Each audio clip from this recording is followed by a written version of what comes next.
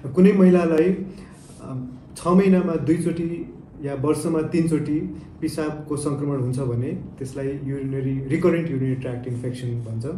यसको कारणहरू केही गरी पिसाब आउने बाटोमै समस्या छ, जस्तै पिसाबको आउने बाटो साङ्गुरिएको छ जसलाई युरेथ्रल स्ट्रिक्चर भन्छ, या आङ खसेर पिसाबको थैली पनि खसेको छ जसलाई सिस्टोसिल भन्छ, या चाहिँ पिसाबको आउने बाटोमा थैली जस्तै बनेको छ जसलाई डाइभर्टिकुलम भन्छ। यी सब कारणले पिसाब सबै बाहिर ननिस्केर थोरै पिसाब भित्रै जम्मा भइबस्छ जहाँ कीटाणुहरू ग्रो हुन पाउँछ। त्यसले गर्दा चाहिँ घरिघरि पिसाबमा इन्फेक्सन भइरहने हुनसक्छ।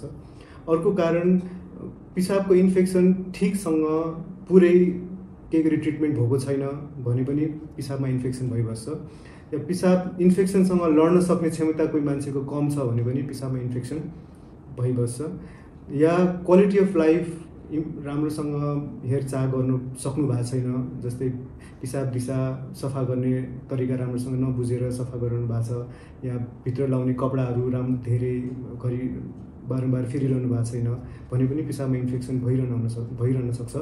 या सेक्सुअल लाइफ जस्तै मल्टिपल सेक्सुअल पार्टनर्सहरूसँग सेक्सुअल इन्टरकोर्स भइरहेछ, या परिवार नियोजनको साधन जस्तै स्पर्मिसाइड्सहरू लगाएर चाहिँ सेक्सुअल इन्टरकोर्स गर्ने क्वालिटी अफ लाइफ छ भने पनि बारम्बार पिसाबमा इन्फेक्सन भइराख्ने हुनसक्छ। यी सब कुराहरूलाई ध्यान दिनुपर्ने हुन्छ यदि कोही महिलालाई चाहिँ बारम्बार पिसाबमा इन्फेक्सन भइरहेछ। यी सब कुरालाई ध्यान दिएर र समाधानतिर हामी लाग्नुपर्छ।